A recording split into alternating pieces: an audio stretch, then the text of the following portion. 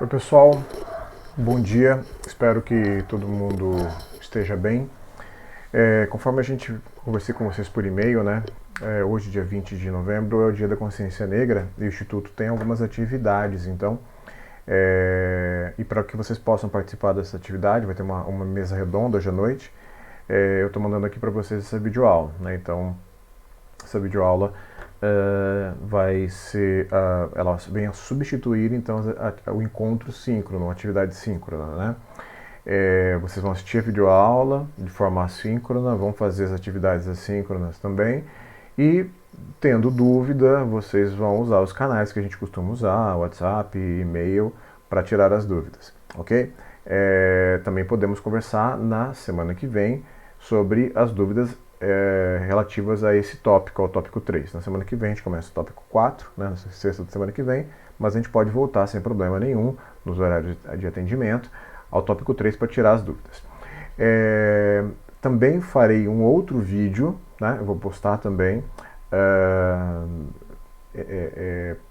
dizendo, nesse outro vídeo a gente vai estar comentando as atividades, eu vou comentar as atividades relativas ao tópico 2, atividades assíncronas, né? As respostas das questões, comentar as questões das atividades assíncronas, ok? Bom, então vamos lá. O que a gente vai falar nesse tópico 3? Então a gente vai começar, nesse tópico 3 nós vamos abordar o tema biodiversidade, né? Nós vamos falar dos padrões de biodiversidade, vamos falar dos gradientes de biodiversidade, né? Alguns tipos de gradiente, não todos, de biodiversidade ou de diversidade biológica, né? Vamos falar de hotspots e vamos falar um pouquinho no tópico 3 também, esse último na forma de atividade assim, de exercícios, na forma de atividades assíncronas, tá? Falar um pouquinho da biodiversidade no Brasil e do papel do ICMBio, do Instituto Chico Mendes para a Conservação da Biodiversidade, e um pouquinho também de como se produz e como funciona e o que é a lista vermelha de espécies ameaçadas. E falar um pouco de como essas espécies são classificadas, né, os graus de ameaça, ou se estão extintas, e as formas de classificar as espécies dentro dessa lista, desse livro vermelho, ok?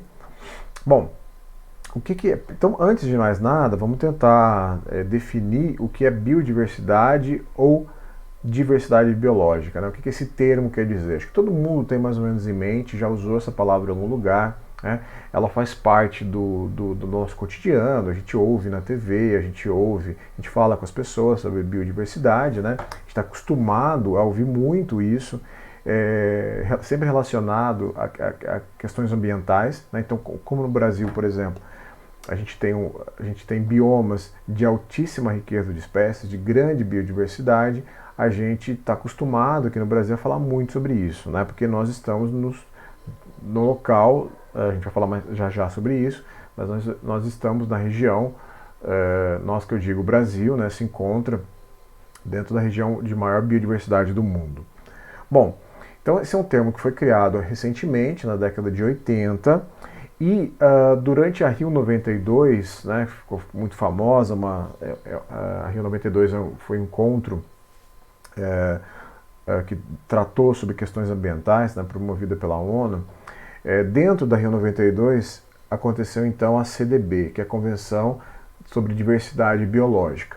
E lá então, né, uma iniciativa, um novo grupo foi formado para monitorar, com o objetivo de conservar, monitorar a diversidade biológica, a biodiversidade no mundo todo. A CDB, então, a Convenção sobre Diversidade Biológica, então é um tratado multilateral, né? Então ela foi firmada durante a ECO 92, a Rio 92, como eu falei agora há pouco, e ela foi firmada, então, é um tratado multilateral que assinado por centenas de países, né, obviamente, cujo objetivo é conservar a diversidade biológica no planeta como um todo, né? Então as ações, os protocolos, que são os novos tratados, novos acertos, novos acordos, né, multilaterais, eles podem ser encontrados nesse site que vocês estão vendo aqui na tela, né?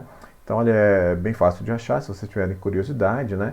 É cbd.int, né? Então lá você encontra essas informações que eu estou mostrando para você aqui.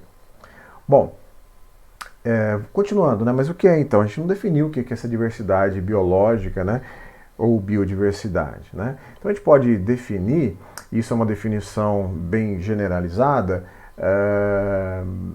ou na verdade também uma das definições, já que pode existir mais de uma definição, mais de uma forma de definir biodiversidade, a gente pode entender como a variabilidade de organismos vivos de todas as origens, compreendendo, dentre outros, os ecossistemas terrestres, marinhos e outros ecossistemas aquáticos, e os complexos ecológicos que fazem parte, compreendendo ainda a diversidade dentro de espécies, entre espécies e de ecossistemas. Ou seja, a diversidade biológica, né, ela vai muito além da contagem simples do número de espécies, né? Além de estar relacionado ao número ou à riqueza de táxons, também, né, não só de espécies, mas de todos os táxons, ela também está relacionada à diversidade dos ecossistemas, né, e a diversidade entre os indivíduos da mesma espécie, né? Portanto, a diversidade biológica ela tem uma dimensão genética, ela tem uma dimensão orgânica e ela tem uma dimensão ecológica. Então a gente pode analisar a biodiversidade sobre várias dimensões, não apenas através, usando como marcador o número de espécies. É um ótimo marcador. Vocês vão ver que quase todos os exemplos que eu vou conseguir dar na aula de hoje sobre diversidade biológica é em relação ao número de espécies, ou à riqueza de espécies. Mas a gente tem que lembrar que isso é apenas uma vertente, é uma dimensão apenas do conceito de biodiversidade. Mas, quando a gente vai tratar de exemplos, para transformar isso em números, né, em dados, para ficar mais claro, fica muito difícil a gente tabular a biodiversidade como um todo. Então a gente acaba usando sim o número de espécies, mas a gente tem que ter em mente que esse não é o único indicativo de biodiversidade, certo?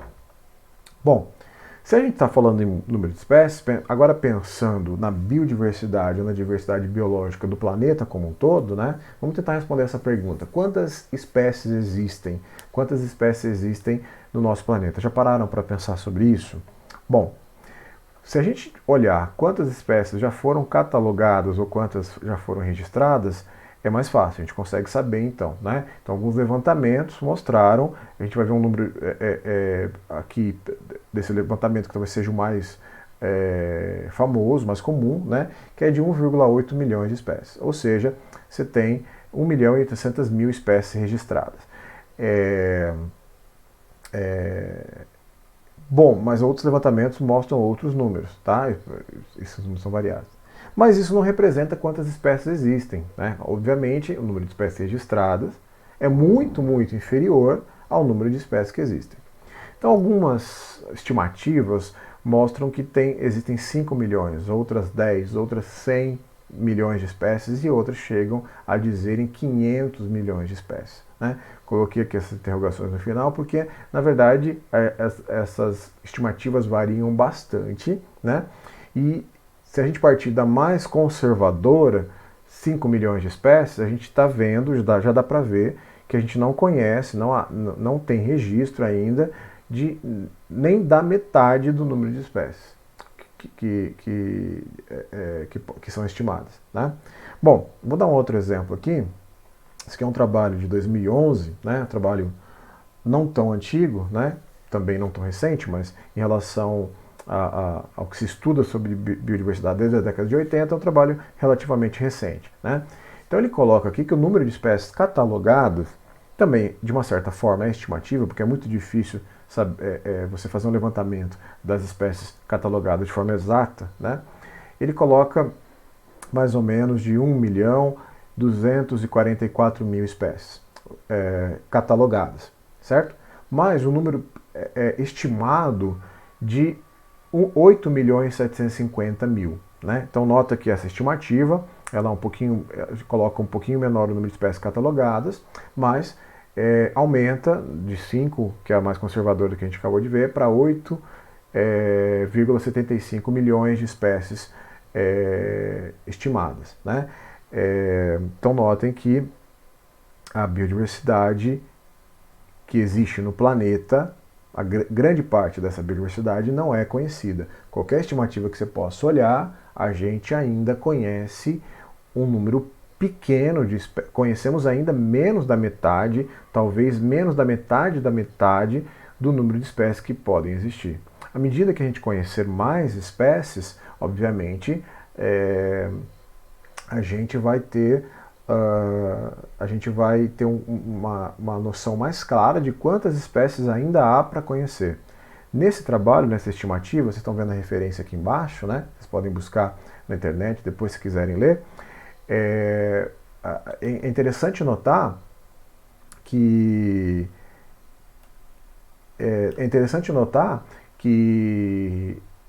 nesse trabalho ele também cita que talvez para que a gente consiga conhecer, né?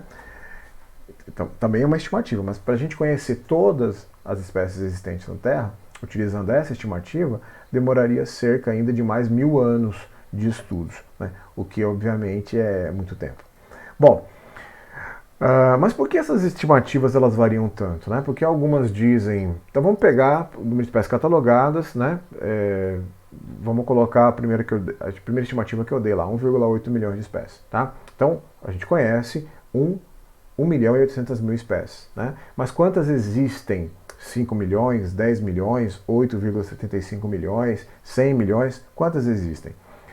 Notem que a estimativa de quantas existem varia muito, né? Então a pergunta é por que elas variam tanto, né? Então vamos citar dois problemas aqui. Bom, o primeiro problema é que algumas espécies elas podem ter sido descritas mais de uma vez, né? Então eu trouxe aqui um catálogo, né, de peixes, né, um catálogo para peixes, né, bastante confiável, né, então, que é atualizado de forma constante, né, e trouxe aqui alguns exemplos. Então vocês estão vendo aqui em negrito algumas espécies, né, e aqui embaixo, onde está aparecendo essa tarja vermelha, a gente está vendo aqui alguns sinônimos. O que isso quer dizer? Quer dizer que assim, uma pessoa descreveu uma espécie, outra pessoa descreveu essa mesma espécie com outro nome, né? Ou seja, há uma sinonímia. E e depois uma revisão, né? Talvez por um outro autor ou por um terceiro autor, ou até por esse segundo autor que descreveu essa espécie depois, né? Pode mostrar que há uma sinonímia. E dizer então, e aí o nome que passa a ser válido é o primeiro nome, a primeira descrição, né? Mas há também propostas de mudar o gênero, por exemplo, de enquadrar aquela espécie num novo gênero, algo assim, né?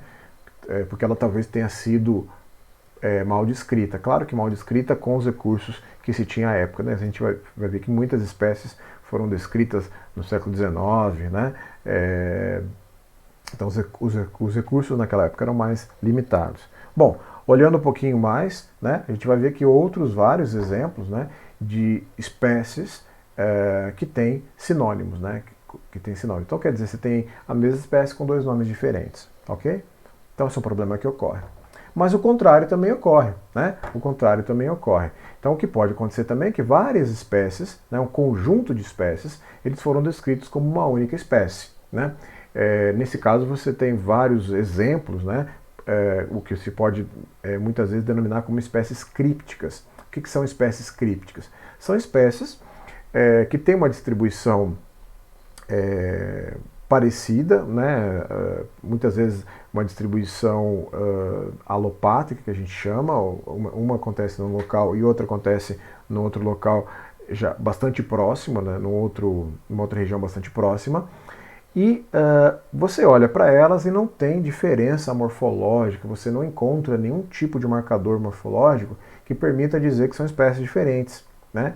Mas, quando você olha de forma mais aprofundada, com marcadores osteológicos ou com marcadores genéticos, né, você vê que aí sim tem diferenças. Então, muitas vezes essas espécies são consideradas como espécies crípticas, né?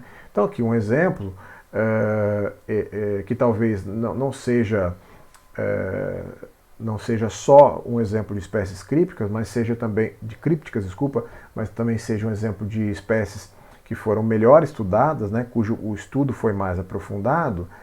Então, um exemplo disso que eu estou falando, esse estudo aqui. Então, esse cara, né, o Lucinda, ele descreveu, a partir de uma única espécie, outras 21 espécies. Ou seja, era uma espécie só, né, Poecilia, desculpa, Phalloceros caudiomaculatus, que tinha até então uma distribuição em quase toda a costa do Brasil, né, é um peixinho de água doce, né, então com uma distribuição desde o norte até o sul do Brasil, desde o nordeste até o sul do Brasil, e quando ele for estudar mais a fundo, também pela morfologia, ele viu que, na verdade, são muitas espécies, né, com distribuições mais restritas, né? Então tem espécies que só ocorrem, por exemplo, no litoral de Santa Catarina, outras espécies que só ocorrem no litoral do Espírito Santo.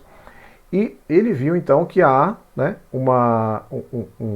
aquilo que parecia ser um padrão de distribuição de uma única espécie, na verdade são vários padrões de distribuição de várias espécies diferentes, certo? Então nota que no primeiro caso que eu citei para vocês, você tem a biodiversidade sendo superestimada. Nesse caso, a biodiversidade está sendo subestimada. O que é mais comum? O segundo caso é mais comum, tá? Bom, e o Brasil? Como é que ele está nessa história, então, né? O Brasil abriga 20% de todas as espécies conhecidas pela ciência. Então, ele é o país delimitando o Brasil, né, suas fronteiras políticas, ele é o país com maior biodiversidade, certo? Então os biomas que ocorrem no Brasil, os biomas brasileiros, eles abrigam 20% de todas as espécies conhecidas, então ele é o país com, comparando com outros países, ele é o país com maior número de espécies. Obviamente, não dá para dizer que essas espécies são... Existem espécies que só acontecem dentro do território político do Brasil, mas, obviamente, os biomas do Brasil, eles, muitas vezes, principalmente a floresta amazônica, o Pantanal, eles transcendem as fronteiras, e, obviamente, as espécies também. Ok? Bom, vou falar um pouquinho agora sobre os gradientes de diversidade, né? O que seriam esses gradientes de diversidade? Quando a gente olha, então, para o planeta como um todo, né, quando a gente olha para todos os biomas, a gente consegue ver alguns padrões, né, da distribuição da diversidade biológica, né? E a gente vê que há um gradiente. O mais comum, né, esse que é mais nítido, e essa imagem já mostra para a gente, é um gradiente latitudinal, um gradiente de latitude. O que isso quer dizer, né? Então essa imagem já está mostrando para a gente de forma bem nítida que nas regiões próximas do Equador e entre os trópicos, nas regiões tropicais, a biodiversidade é maior, olhando para o número de espécies, nesse caso, né, é maior do que nas regiões mais distantes do Equador, nas latitudes mais distantes do Equador. Então, quanto mais ao norte, em região ao Ártico, ou quanto mais ao sul, em região à Antártica, você tem um número de espécies menor, o número de espécies acaba diminuindo, certo? É claro que há algumas exceções, algumas regiões onde a diversidade, dentro da mesma latitude, a diversidade é maior do que outra região dentro da mesma latitude, ou regiões que estão dentro do trópico que tem diversidade menor também, por algum fator ecológico, obviamente, mas em geral o padrão é esse, né? Nas regiões tropicais você tem uma maior latitude. Desculpa, maior latitude não. Você tem uma maior biodiversidade, certo? Bom, então alguns exemplos aqui, né? Então esse trabalho de 88, ele mensurou o número de espécies de sapo na América Central e na América do Sul, né? De sapos na América Central. Então a gente vê que muito próximo à linha do Equador, você tem um número maior de espécies de sapo, certo? Um número maior de espécies de sapo, medido pelo tamanho das barras, né? Quanto maior a barra, muito maior, será maior o número de espécies nessas determinadas regiões, né? Então há um gradiente, quanto mais distante do Equador ao sul, ou quanto mais distante do Equador ao norte, você tem um menor número de espécies, tá? Há um padrão. Aqui um exemplo para borboleta rabo de andorinha, né? Da família Papilionidae, então Lepidoptera da família Papilionidae, você nota também algo bastante semelhante, né? Então aqui você tem a linha do Equador, né? E aqui o número de espécies, certo? Então, nas latitudes mais altas, né? Mais ao norte, ou nas latitudes também mais ao sul, você tem o menor número de espécies, ao passo que, como mostra essa distribuição aqui, né, em vários continentes, você tem o maior número de espécies próximos, então, ao Equador, certo? Há algumas exceções, por exemplo, aqui há um maior número de espécies numa latitude maior do que outra, né? Mas essas exceções não mudam, aqui também uma exceção, essas exceções não mudam esse padrão, certo? Bom, um outro exemplo aqui, né, também da mesma forma, o tamanho da barra mostra o número de espécies arbóreas, né? Então a gente vê também que no Equador o número de espécies arbóreas é maior do que nas regiões de maior ou menor, mais ao sul ou mais ao norte, certo? Então, ali na latitude 0 do Equador, você tem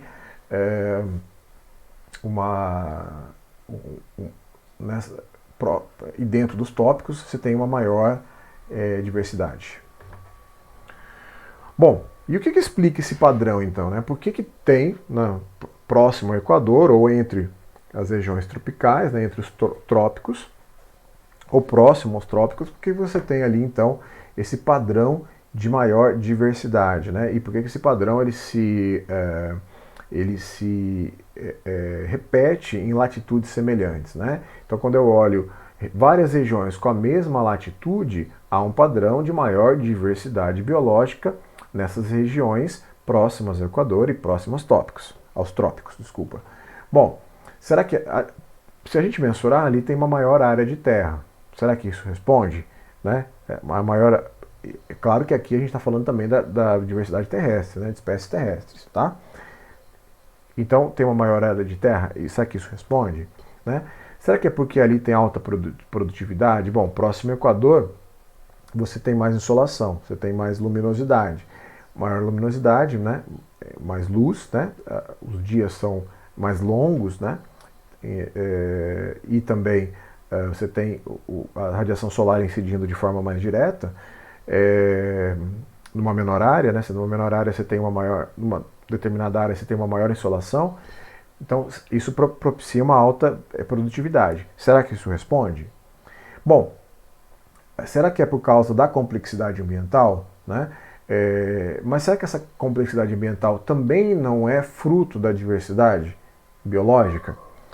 Ou será que é também por causa da biomassa, né? Ou será que esses fatores todos estão interligados?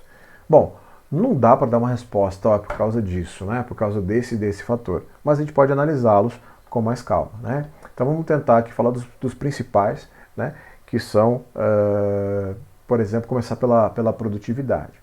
Então a gente pode estabelecer uma relação bastante lógica, né, e comprovada por dados, né, científicos, que quando há uma maior produtividade, então primeiro, tem uma maior produtividade na região dos trópicos. Né? Isso é mensurável, né? Então essa imagem mostra isso. As regiões com verde mais escuro mostram uma maior produtividade. Né? E aí tem várias formas de mostrar isso. Né? Por exemplo, você pode mensurar a produtividade em toneladas de carbono produzidas, certo? Então quer dizer que ali, toneladas de oxigênio produzidas ou toneladas de carbono consumidas, né? Então isso quer dizer que as plantas ali recebem mais luz, fazem mais fotossíntese, portanto a produtividade primária é maior, tá? Aqui pegando produtividade primária, beleza? Então quando tem maior produtividade, você encontra nas plantas, né, uma maior reserva de energia. E essa energia está disponível para os consumidores, certo? Então elas produzem mais, né, produtividade primária é maior, então provavelmente elas têm, em geral, uma maior reserva de energia. Portanto, elas terão também, né, o conjunto dessas plantas produzem uma maior biomassa. Então, nessas regiões se encontra uma maior biomassa também. Como então você tem uma grande biomassa, grande produtividade, né, você encontra também nessas regiões uma arquitetura da vegetação mais complexa. A vegetação ela é mais complexa. Como assim? Vamos aqui para esse slide. O que é essa arquitetura da vegetação complexa? Então, por exemplo, numa floresta tropical, você encontra 3 ou 4 estratos arbóreos, né? Um estrato herbáceo, um estrato arbustivo de pequeno porte, um estrato arbustivo de médio porte e um estrato arbóreo, né? Então você encontra 3 ou 4 estratos da vegetação, certo? E isso torna o ambiente bastante complexo, né? O ambiente com esses estratos arbóreos, arbustivos e herbáceos, com esses estratos vegetais, ele é complexo. Por quê? Porque você tem muitos locais, por exemplo, para nidificação, muitos locais para formar tocas, né? Você tem vários nichos a serem explorados dentro dos próprios dosséis, né? Dos estratos, né? Ou dosséis. Isso aumenta muito a complexidade do ambiente. A arquitetura do ambiente ela torna-se mais complexa. Então, isso fornece mais nichos e maior número de habitats para os animais. Bom, então você tem mais oportunidade para os animais.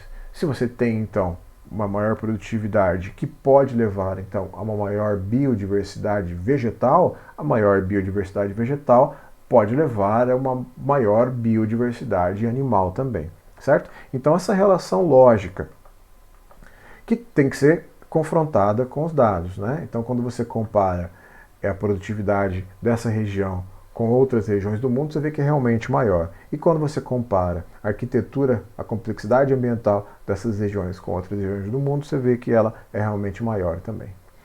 Bom, e os hotspots de biodiversidade, o que são, né? Então, olha só, olhando para o mundo todo, você vê que então tem esse gradiente de latitude, né? Que as regiões próximas aos trópicos têm uma maior biodiversidade. O que não quer dizer que outras regiões que não estejam próximas aos trópicos também não tenham biodiversidade. Nessas outras regiões você tem biodiversidade, talvez um menor número de espécies, mas com espécies diferentes, né, do que existem, por exemplo, nas regiões tropicais, né? O que faz com que exista uma biodiversidade específica em outras regiões também, né? Então o Myers, em 1990, ele definiu inicialmente, antes de 1990, na verdade, né, ele tinha definido 10 hotspots mundiais. Então, estudando o planeta, como todos os biomas, né, ele viu que existem 10 regiões de altíssima biodiversidade, né, não só mensurando o número de espécies, mas mensurando toda a complexidade que a gente já falou, que envolve a diversidade biológica. Mas, em 1990, ele reviu isso e aumentou o número de 10 hotspots para 25. Né? Então, o que ele mostrou ali? Que existem 25 regiões distribuídas por todo o planeta que têm uma altíssima biodiversidade. Né? Então, essas regiões são chamadas de pontos quentes, ou seja, os hotspots. E os hotspots devem ser prioritários para a conservação. Né? Bom, está aqui então o desenho dos hotspots, né, distribuído pelo planeta. A gente vê que a maior parte concentra-se dentro das regiões tropicais ou próximas às regiões tropicais. Né? E por que eles são tão importantes, né, além de terem essa grande diversidade biológica? Né? Bom, primeiro que eles ocupam uma pequena parte da superfície do planeta, apenas 1,32% da superfície do planeta. Em termos de área, a área remota pequena em relação à área de todo o planeta. Mas, dentro dessa pequena área, dentro de 1,32% da superfície do planeta, está ali 50% das espécies. Metade das espécies se encontram ali. Né? Aí pegando de novo o número de espécies como um interessante marcador. São regiões altamente antropizadas, Por quê? Porque 20% de toda a população mundial vive dentro de um hotspot. Ou seja, é uma região que abriga 20% da população mundial, da população humana, obviamente, né? Mas abriga também 50% das outras espécies que vivem no planeta. Então são regiões prioritárias para a conservação. São regiões que o poder público precisa olhar, né, de todos os países com bastante cuidado para que haja ali conservação. Tá? Então nota que o critério para a definição dos hotspots não foi só o número de espécies, foi tudo que envolve a biodiversidade e tudo que envolve também a necessidade da conservação. Por exemplo, o fato dessas regiões serem altamente eutropizadas. Bom, há também uma distribuição da diversidade biológica, ou da biodiversidade, ao longo do tempo, né? E é o que se vê, por exemplo, na sucessão ecológica, né? Talvez vocês já tenham visto a sucessão ecológica dentro da disciplina de ecologia, mas eu quero aqui destacar apenas, né, aqui na biogeografia, que a sucessão ecológica é também um padrão de distribuição da biodiversidade, só que não espacial. É um padrão temporal, né, ao longo do tempo. Bom, então a sucessão ecológica ela pode ser classificada como primária ou como secundária, né? A primária é aquela que acontece no ambiente estéril. E daí você tem um padrão para essa sucessão também, né? Então você primeiro tem as plantas pioneiras, depois você tem plantas secundárias e a biodiversidade vai aumentando ao longo do tempo. Bom, a sucessão secundária ela ocorre numa área onde já tinha uma comunidade pré-existente, né? Então ela, por exemplo, comum em clareiras de florestas, né? Quando uma grande árvore cai numa floresta tropical úmida, né? Que tem uma grande densidade no extrato no dossel arbóreo, né? Quando uma grande árvore cai, a gente pode pensar em árvores de 20, 30 metros de altura, ela leva consigo outras árvores ou árvores menores, abrindo uma clareira. E aquela clareira, então, você tem sucessão. Quer dizer, nem todas as plantas vão conseguir se desenvolver naquela clareira, com a radiação solar diretamente sobre si. Cada planta, então, tem essa característica. Bom, quando, então, uma comunidade passou por estágios de sucessão ecológica e atinge o clímax, quer dizer, não há ali mais substituição de espécies, né? Não há ali, todos os parâmetros que eu vou falar já atingiram o seu grau máximo, por exemplo, a produtividade secundária ou a própria diversidade biológica, né? Atingiu o seu máximo, a gente diz, então quer dizer que esse ecossistema, essa comunidade chegou ao clímax, chegou a um estágio de estabilidade. Nesse caso, então, esse ecossistema que atingiu, né, que tem essa comunidade, que atingiu o clímax, a gente chama de bioma, né? E aí aparece então a figura dos biomas. Na aula que vem, no próximo tópico 4, nós vamos falar dos padrões de distribuição mundial, né? E a gente vai entender como esses padrões funcionam, e mais para frente, em outro tópico, a gente vai falar um pouquinho dos biomas brasileiros. Então, que são grandes comunidades, grandes ecossistemas, né, que possuem essas grandes comunidades, que atingiram o clímax, que passaram por estágios de sucessão ecológica, né? Então, ao longo do tempo, durante a sucessão, aumenta a produtividade primária, aumenta a biomassa, aumenta o número de nichos, aumenta o número de interações, aumenta o número de espécies. Portanto, todos esses fatores mostram que, ao longo do tempo, nessa região, aumenta a biodiversidade. Então, voltando ao que a gente acabou de falar, só para rever, a biodiversidade, então, tem um fator espacial, que, por exemplo, responde à latitude, a gente acabou de falar, mas tem um fator temporal também, como acontece na sucessão ecológica. Ok? Bom, é isso que eu tinha para falar para vocês, tá? Sobre padrões de biodiversidade, e o resto a gente vai falar na forma de exercício, beleza? Um abraço para todo mundo, pessoal, e até a próxima. Valeu!